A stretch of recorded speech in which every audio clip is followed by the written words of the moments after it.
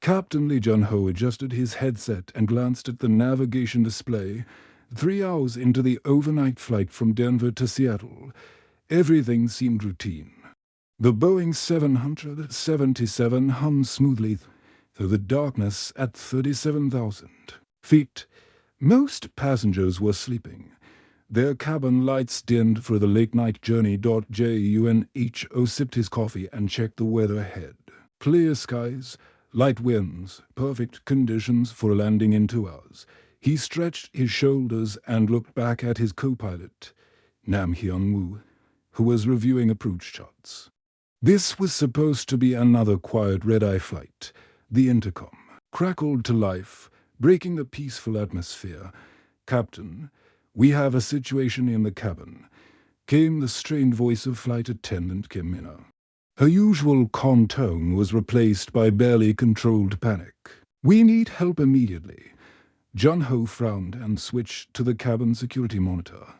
What he saw made his blood run cold. A group of 6 leather-clad men were standing in the aisles, clearly intoxicated and becoming increasingly aggressive. Empty beer bottles rolled on the floor around their seats.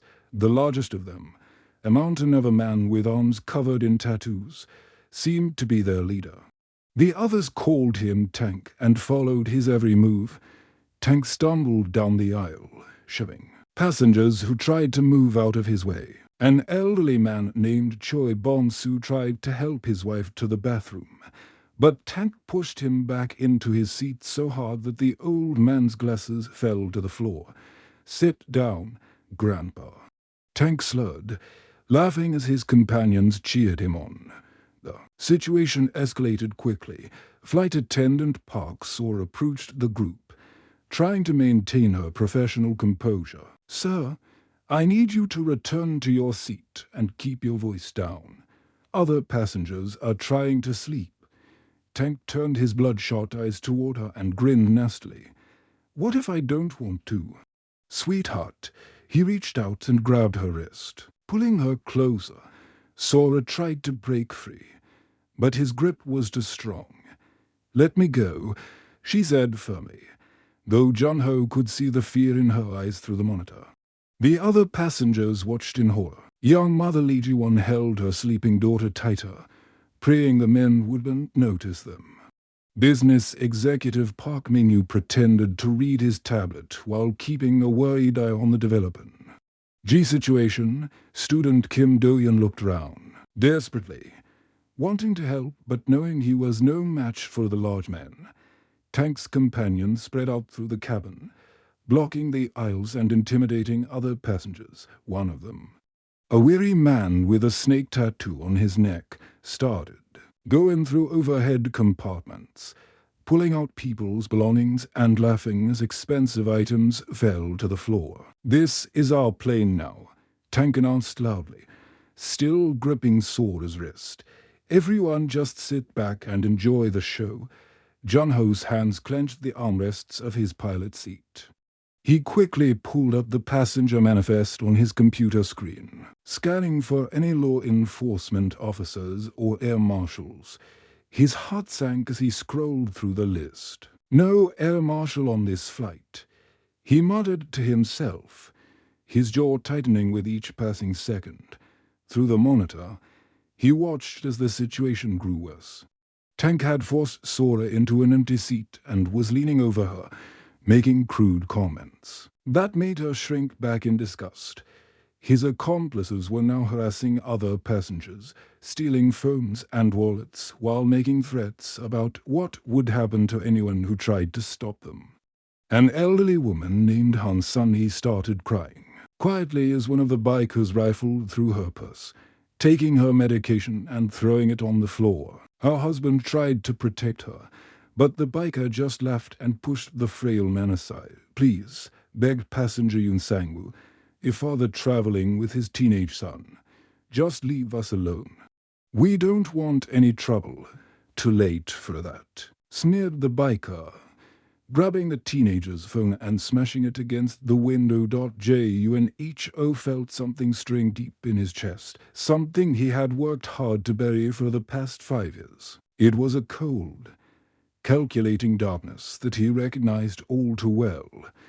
His breathing became controlled and steady, his mind automatically shifting into a different mode of thinking. He engaged the autopilot with practiced efficiency and stood up. From his seat, co-pilot Nam Hyun-woo looked at him with concern. "Captain, what are you doing?" "Taking care of our passengers," Jun-ho replied quietly, his voice carrying a tone that Hyun-woo had never heard before. Through the security monitor, Jun-ho watched Tank Force Kim Minna to bring him more alcohol, while threatening to hurt passengers if she refused. The flight attendant's hands shook as she tried to comply with his demands, tears streaming down her face. The other passengers huddled in their seats, some crying, others praying. All of them helpless against the group of violent men who had turned their peaceful flight into a nightmare. Children clung to their parents, elderly passengers clutched their hearts, and everyone waited in terror for what might happen next. Junho took a deep breath and moved toward the cockpit door. The ghost he thought he had left behind was waking up, and these bikers had no idea what kind of storm they had just unleashed at 37,000 feet above the ground. As Junho's hand touched the cockpit door handle, his mind was no longer in the present. The familiar weight of responsibility crashed over him like a tidal wave, pulling him back to a time when his call sign was Ghost One and his team was the stuff of legends. Major Lee Junho had been 28 when he first joined the Republic of Korea Special Forces. Back then, he was just another soldier trying to prove himself, but something about the way he moved in the darkness, the way he could read enemy patterns and anticipate their moves, caught the attention of his commanders. Within 2 years, he was handpicked to lead the most elite unit in the Korean military.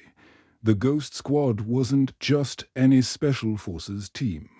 They were the ones called when missions were labeled impossible, when hostages were taken in, places no government would officially acknowledge, when targets needed to be eliminated without leaving a trace. For 8 years, they had never failed a mission. Kim Tae-ho had been his second in command, a sniper who could hit targets from distances that seemed impossible. The man had a wife and twin daughters back in Seoul, and he carried their photo in his tactical vest during every mission. Choi Min-soo was their explosives expert, a genius who could build bombs from household items or defuse the most complex devices under pressure. Park Ji-won was their communications specialist and hacker, able to break into any system and coordinate their operations from behind enemy lines. They had been more than soldiers. They had been brothers. The missions came flooding back as Junho stood frozen at the cockpit door. The hostage rescue in Afghanistan, where they had saved 37 civilians from a terrorist compound. The covert operation in North Korea, where they had extracted a captured spy without fire. Single Shot, the counter-terrorism mission in the Philippines, where they had prevented a bombing that would have killed hundreds of innocent people. But it was the mission in Syria that haunted him most. Intelligence had indicated that a group of international aid workers had been captured by a militant faction near the Turkish border. The hostages included doctors, teachers, and engineers who had been building schools and hospitals in war-torn regions. Among them was Dr. Kim Yoon-ji, a pediatric surgeon from Seoul who had volunteered to help refugee children. The mission should have been routine for the Ghost Squad: infiltrate the compound, neutralize the guards, extract the hostages, disappear before reinforcements arrived. They had done it dozens of times before. Junho remembered the briefing room where they had studied satellite images and guard rotations. The compound was a converted warehouse surrounded by concrete walls. With only 2 access points, the intelligence suggested 12 guards, minimal security, and the hostages were being held in the eastern wing. Ghost One, this is command, came the voice through his earpiece as they approached the target that night. Satellite shows all clear. You are green for infiltration. What the intelligence hadn't shown was the underground tunnel system that connected the compound to 3 other buildings. What they hadn't known was that the militant group had been expecting them. Warned by a double agent who had infiltrated their own intelligence network, JUNHO led his team through the breach in the north wall at exactly 020 hours. Everything seemed perfect. To perfect. The guards were exactly where they were supposed to be. The hostages were in the predicted location. Even the weather cooperated. With heavy clouds blocking the moonlight, they had rescued the hostages and were moving toward the extraction point when the world exploded round them. Hidden explosive charges detonated throughout the compound, and enemy fighters emerged from the tunnel system they never knew existed. The Ghost Squad was surrounded, outnumbered 5 to 1. With civilians to protect, Ghost 1, we need to move, now. Taiho had shouted over the gunfire, his sniper rifle picking off enemies with deadly precision. John Ho made the decision that would haunt him forever. Instead of retreating to the planned extraction point, he ordered his team to hold their position and fight their way to an alternate route. He thought he could outthink the enemy, find a path they hadn't anticipated. But the militants had planned for that too. The explosion that killed Choi Min-soo came from a hidden IED on the route Jun-ho had chosen. Park Jae-won died trying to call for backup when enemy hackers jammed their communications. Kim Tae-ho made his last stand covering Jun-ho's retreat, buying time for the hostages to escape, but sacrificing his own life in the process. JUNHO had gotten the hostages out. The mission was technically successful, but he had lost his brothers because of his arrogance. His belief that he could outsmart an enemy who had been 3 steps ahead from the beginning. Now, standing outside the cockpit door, Jun-ho could hear Tank's voice growing louder and more violent. Through the intercom, he heard passenger Han Woo-jin pleading for mercy as the biker leader slammed him against the airplane window. Woo-jin's wife was screaming, begging them to stop hurting her husband. The familiar sensation crept up Jun-ho's spine. His breathing automatically shifted to the controlled rhythm he had learned in Special Forces training. His vision sharpened, taking in every detail of his surroundings. His mind began calculating angles, distances, and tactical advantages. The guilt from Syria had driven him to commercial aviation, where he thought he could find peace in the routine of scheduled flights and predictable routes. No more life or death decisions, no more brothers to lose because of his choices. Just him, his aircraft, and the responsibility of getting passengers safely from point A to point B. But peace was an illusion. The ghost he thought he had buried was stirring, awakening, to the sound of innocent people crying for help. The skills he had tried to forget were surfacing, muscle memory and tactical training overriding 5 years of civilian life. Major Lee Jun-ho had failed his team in Syria, but Captain Lee Jun-ho would not fail his passengers tonight. The ghost wasn't dead. It had just been waiting for the right moment to return. Jun-ho paused at the cockpit door, his hand steady on the handle. Through the small window, he could see Tank grabbing elderly passenger Han Woo-jin by the collar, shaking him violently while the man's wife sobbed and begged for mercy. The other bikers were laughing, enjoying the terror they were spreading through the cabin. The pilot reached up and flipped a switch on the wall panel. Instantly, the main cabin lights dimmed to their nighttime setting, casting long shadows throughout the aircraft.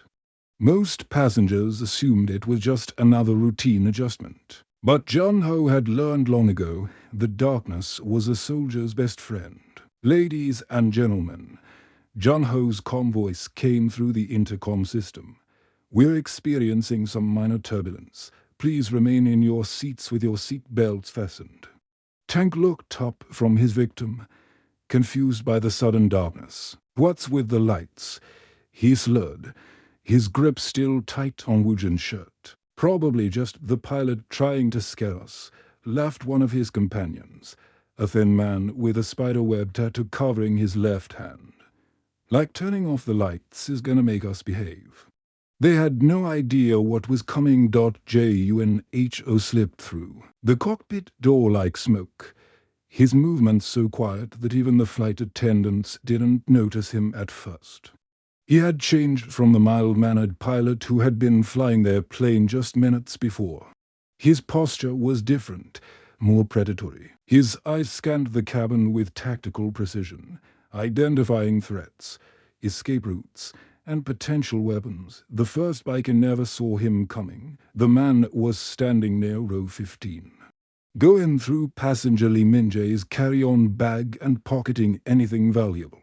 Junho approached from behind, moving through the shadows between seats like he had been trained to do in hostile territories round the world. The pressure point strike was perfect. Junho's fingers found the exact spot on the biker's neck where the carotid artery met the nerve cluster. The man's eyes rolled back, and he collapsed silently to the floor, completely unconscious. The passengers nearby gasped in shock, but Junho held a finger to his lips, signaling them to stay quiet.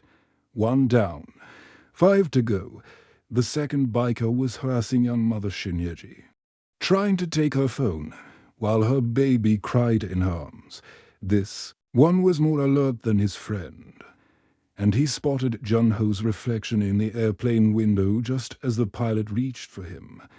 "Hey," the biker shouted, spinning round and pulling a switchblade from his boot. "We got company." But his warning came too late. Junho had already committed to his attack. As the knife came up toward his chest, Junho grabbed the man's wrist with both hands and twisted sharply. The biker screamed as his arm bent in an unnatural direction, and the weapon clattered to the floor. Before he could recover, Junho swept his legs and drove him face first into the owl carpet, pinning his twisted arm behind his back. "Sleep tight," Junho whispered, applying pressure to another nerve cluster. The second biker went limp. Now the real fight began. The remaining 4 bikers had noticed their fallen comrades and were spreading out through the cabin, looking for the threat they couldn't quite see in the dim lighting. "Where are you?" Tank roared, releasing Han Wujin and scanning the rows of frightened passengers. "Come out and face us like a man." Junho remained in the shadows, moving between seats and using the aircraft's layout to his advantage. He had studied every inch of this Boeing 777 during his pilot training, but now he was seeing it through the eyes of a Special Forces operator. The narrow aisles that passengers complained about became choke points where enemies couldn't. Surround him. The overhead compartments provided cover from above.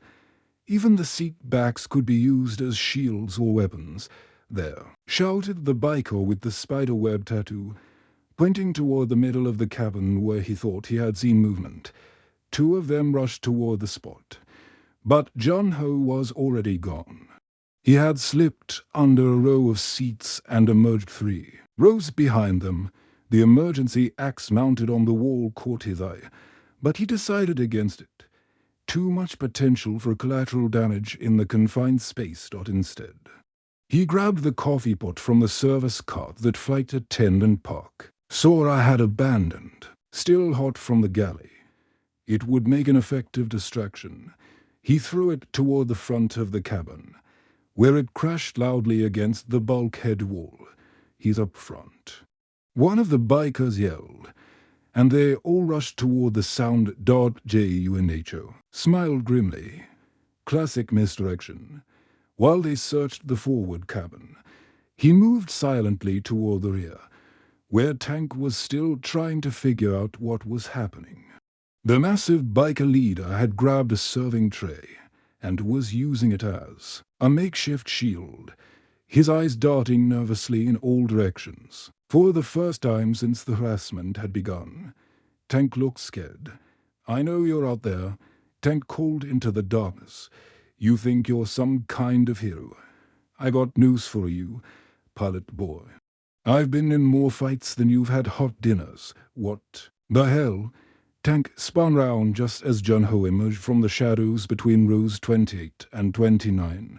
The pilot seemed to materialize out of thin air, moving with the fluid grace of a predator who had found his prey. "Sit down," Jun-Ho said quietly, his voice carrying an authority that made several passengers instinctively obey. Tank's fear transformed into rage. He had been humiliated in front of his gang and terrorized by someone he couldn't even see properly. Now, faced with what looked like an ordinary airline pilot, his confidence returned. "You picked the wrong fight, flyboy," Tank snarled, smashing the serving tray against the nearest seat back to create a jagged metal weapon. "I'm gonna enjoy this." Tank lunged forward with surprising speed for such a large man, the makeshift weapon aimed at Jun-Ho's throat. But the pilot had faced far deadlier opponents than a drunk biker at 30,000 feet. Jun-Ho sidestepped the attack with minimal movement, grabbed Tank's extended wrist, and used the bigger man's momentum against him. Tank's own forward motion became his downfall as Jun-Ho guided him straight into the overhead compartment with a sickening crash that echoed through the cabin. Tank crumpled to the floor, blood streaming from a gash on his forehead where he had struck the metal luggage compartment. Before he could recover, Jun-Ho had zip-tied his hands behind his back using the emergency restraints that every commercial aircraft carried for exactly this type of situation. The remaining two bikers stood frozen at the front of the cabin, staring at their unconscious leader and their quiet pilot with expressions of pure terror.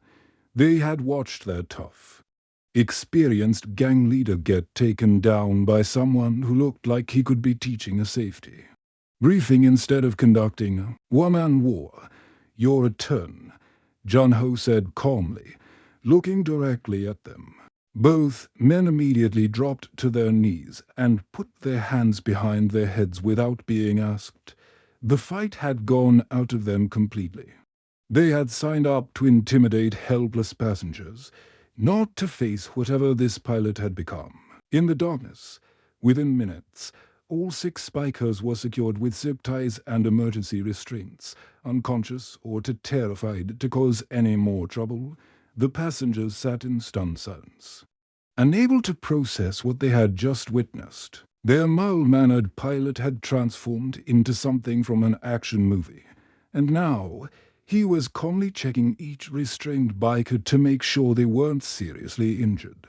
The cabin lights came back up to normal brightness and captainly. Jun-Ho looked like an ordinary airline pilot once again. But everyone on that flight knew they had just seen the ghost of a warrior who had never really left the battlefield. As Jun-Ho finished zip-tying the last of the bikers, he noticed something out-bulging from Tank's leather jacket. What he pulled out made his blood run cold. It wasn't a wallet or more alcohol like he had expected. Instead, his fingers closed round a sleek, military-grade encrypted phone that no ordinary biker gang should have possessed. The device was still warm, its screen showing recent activity. Jun-Ho's Special Forces training kicked in as he recognized the model. This was the same type of secure communication device used by international intelligence agencies and terrorist organizations. His hands moved automatically, checking the other unconscious bikers for a similar equipment. What he found painted a terrifying picture. Each of the 6 men carried identical encrypted phones, fake identification documents with multiple aliases, and small amounts of plastic explosive disguised as everyday items. Tank's jacket contained the most damning evidence of all: detailed architectural blueprints of the Seattle Space Needle, complete with structural weak points marked in red ink. Jun-Ho's hands trembled slightly as he unfolded the papers. The Space Needle wasn't just a tourist attraction.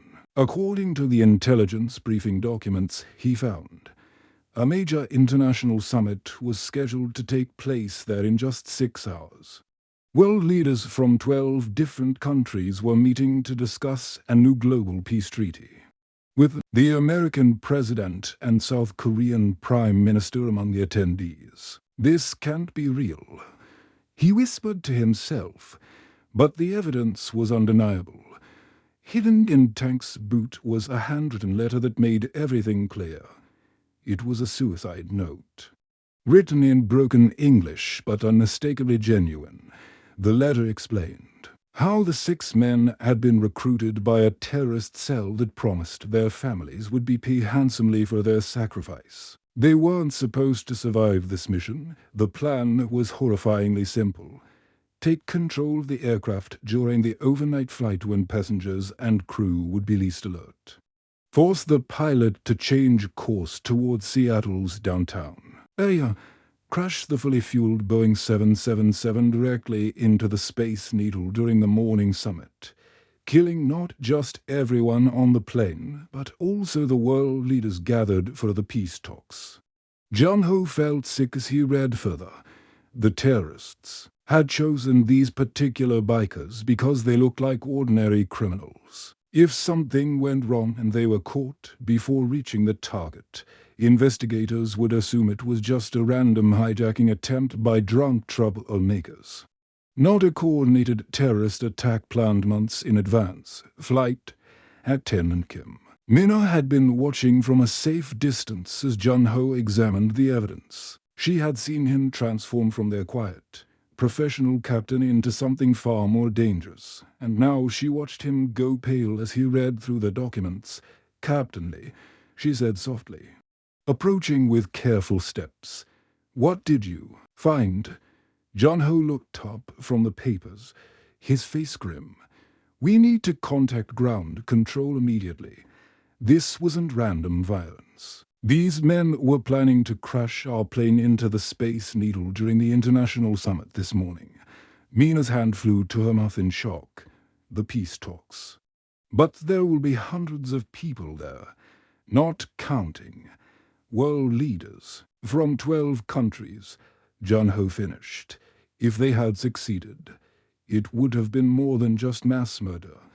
It would have been an international catastrophe that could have started wars. Round them, passengers were beginning to realize that something much more serious than a simple fight had just taken place. Businessman Oh Sunyeon was comforting his teenage daughter Minji, who had been crying since the violence began.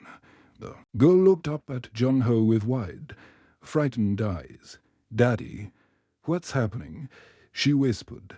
"Are we safe now?" Before her father could answer, elderly passenger Nambonsik spoke up from his seat. The old man had been watching everything unfold, and despite his age, his eyes were sharp and alert. "That pilot just saved all our lives," he said firmly, reaching for his wife's hand, "and probably saved a lot more people than just us." His wife, Namsanik, nodded in agreement. "I saw how those men looked at us before the lights went out. They weren't planning to let any of us live." Student Yoon Cheung, who had been texting her friends when the bikers first started causing trouble, was now staring at her phone in disbelief. "I can't get any signal," she said. "My messages aren't going through." Jun-Ho checked one of the encrypted phones he had taken from the bikers. The screen showed that a jamming signal was still active, blocking all civilian communications from the aircraft. The terrorists had thought of everything, ensuring that no passengers could call for help or warn authorities about what was happening. "They were jamming our communications," he explained to the frightened passengers. "That's why none of your phones have been working for the past hour." Kim Min approached him again. This time with less hesitation. She had worked with Captain Lee for 2 years, flying dozens of routes together. But she had never seen this side of him, the way he moved during the fight, the tactical precision of his actions, the expert way he was now analyzing terrorist equipment. None of it matched the quiet, Professional pilot, she thought she knew. Captainly, she said carefully. Who are you really? John Ho looked at the evidence spread out in his hands, then at the faces of the passengers round him. Oh Soon-Yun was still holding his daughter protectively, whispering reassurances that they were going to be okay. Nam Bonsik and his wife were clutching each other's hands, their relief evident despite their advanced years. Yoon Chi-yoon had stopped crying and was now looking at him with something approaching. These people had families waiting for them in Seattle. They had jobs, dreams, plans for the future. Just like the hostages he had saved in Syria. And just like the brothers he had lost trying to save them. Someone who couldn't save his friends. He said quietly, his voice carrying the weight of years of guilt and regret. But won't let strangers die on my watch. The encrypted phone in his hand buzzed with an incoming message. John Ho glanced at the screen and saw coordinates for the Space Needle, along with a timed countdown that had been running since takeoff, in 4 hours and 17 minutes. They were supposed to crash into the building, but now the terrorists' plan had a fatal flaw. Their hijackers were unconscious and zip-tied. Their communications were compromised, and their pilot was someone who had spent 8 years fighting people exactly like them. John Ho stood up and looked toward the cockpit. It was time to turn this plane round and make sure the world leaders gathering in Seattle would live to sign their peace treaty. The Ghost Squad might be gone, but their mission to protect innocent lives was far from over. The Seattle-Tacoma International Airport had never seen anything like it. As Flight 407 approached the runway at dawn, the entire airfield looked like a military operation. Fire trucks, ambulances, and unmarked black vehicles surrounded the designated landing strip.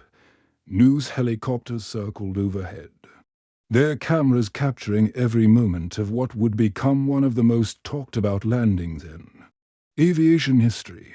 John Ho's hands were steady on the controls as he brought the Boeing 777 down smoothly despite the chaos below.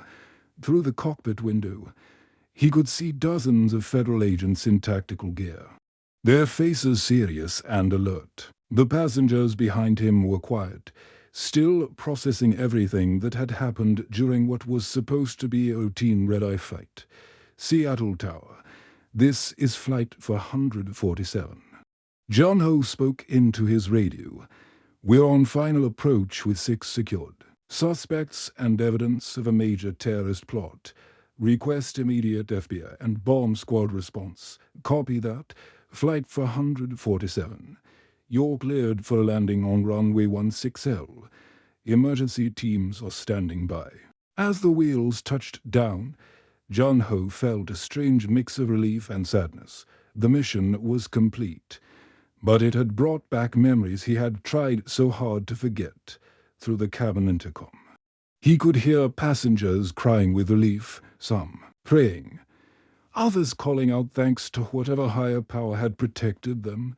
The plane came to a stop, and within seconds, FBI agents were boarding through multiple entry points. John Ho expected to be questioned, possibly even detained while they sorted out what had happened. Instead, the first agent to reach the cockpit extended his hand with a smile. Captainly. I'm Agent Thompson, FBI Counterterrorism Division. On behalf of the United States government, thank you for what you did tonight. More agents followed, each one shaking John Ho's hand and expressing their gratitude. The evidence he had collected from the bikers was immediately secured and analyzed. Within hours, the encrypted phones had led investigators to a network of sleeper cells across the country. This is incredible, Agent Thompson told him later as they reviewed the intelligence. The coordination, the timing, the target selection. This was a sophisticated operation that took months to plan. Without your intervention, we're looking at a potential international catastrophe.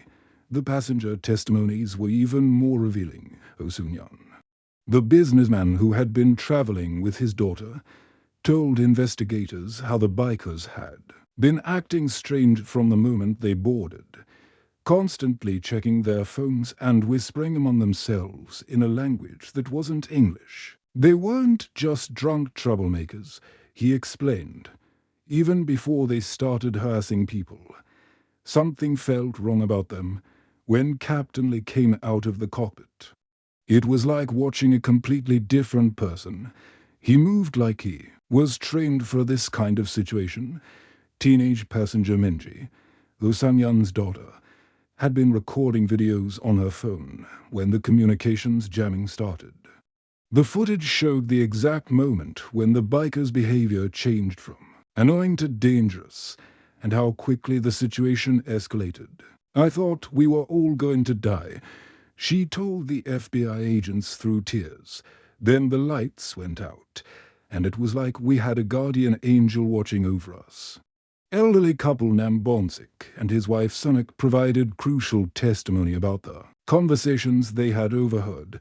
Both of them spoke multiple languages and had caught fragments of the bikers discussing the morning operation and the building with a needle. My husband was a translator during the Korean War, Sunak explained. He has an ear for languages, and he knew something was very wrong with what those men were saying. Student Yoon Cheung had been studying criminal justice at the University of Washington. Her testimony was particularly valuable because she had noticed details that other passengers missed, like the identical phones and the way the bikers had positioned themselves to control all the aircraft exits. Captain Lee saved everyone on that plane, she told reporters later. But more than that, he probably saved the entire peace summit. Those world leaders had no idea how close they came to disaster. The media response was overwhelming. News channels round the world picked up the story of the airline pilot who had single-handedly prevented an international terrorist attack. Reporters camped outside Jun Ho's apartment, hoping for interviews. Social media exploded with praise and speculation about his mysterious background. But when the cameras finally caught up with him, Jun Ho was as humble as ever. I was just doing my job, he told the crowd of reporters gathered outside the FBI field office. Any pilot would have done the same thing to protect their passengers, but Captain Lee. One reporter pressed, "Witnesses say you moved like someone with military training. Can you comment on your background?" Jun Ho paused for a moment, looking directly into the camera. "I've had experiences in my life that taught me how to handle dangerous situations tonight. Those experiences helped save lives. That's all that matters." The investigation that followed was swift and thorough. The evidence Jun Ho had collected led to the arrest of 12 more terrorists across the United States, Canada, and Mexico. The cell had been planning similar attacks on multiple targets, with the Space Needle Summit being just the beginning of a larger campaign of terror. Intelligence agencies from around the world praised the operation's success. The South Korean government quietly reached out to Jun Ho, offering him recognition and honors for his service both past and present. He declined all formal ceremonies but accepted a private meeting with the families of his fallen Ghost Squad members. Months later, Captain Lee Jun Ho was back in the cockpit, flying the same routes he had always flown. But everything had changed. Passengers who specifically requested flights with him felt safer knowing about his background. Flight attendants who worked with him looked at him with new respect and admiration. The airline's executives were initially worried about the publicity, but ticket sales on Jun Ho's flights actually increased. People wanted to fly with the pilot who had proven that sometimes the most ordinary-looking person could be an extraordinary protected dot in the airline's confidential personnel files. A new notation appeared next to Captain Lee Jun Ho's name: Guardian, Angel, handle with highest respect, special circumstances clearance approved for any situation requiring unconventional response. Kim Min-ah, the flight attendant who had witnessed everything, requested to work exclusively on Jun Ho's flights. "I've never felt safer at 30,000 feet. She told her supervisor. He's not just a pilot. He's someone who will always put passenger safety above everything else. Late at night, when Jun-ho was alone in hotel rooms between flights, he would sometimes think about Kim Tae-ho, Choi Min-soo, and Park Jae-won. The guilt from Syria would never fully disappear. But it had transformed into something else. His fallen brothers had died protecting innocent people, and now he was carrying on their mission in a different way. The ghost hadn't died in the Syrian desert after all. It had just been waiting for the right moment to emerge and protect the innocent once again. And now, flying peacefully through the night sky with passengers sleeping safely behind him, Major Lee Jun-ho had finally found his peace, the ND.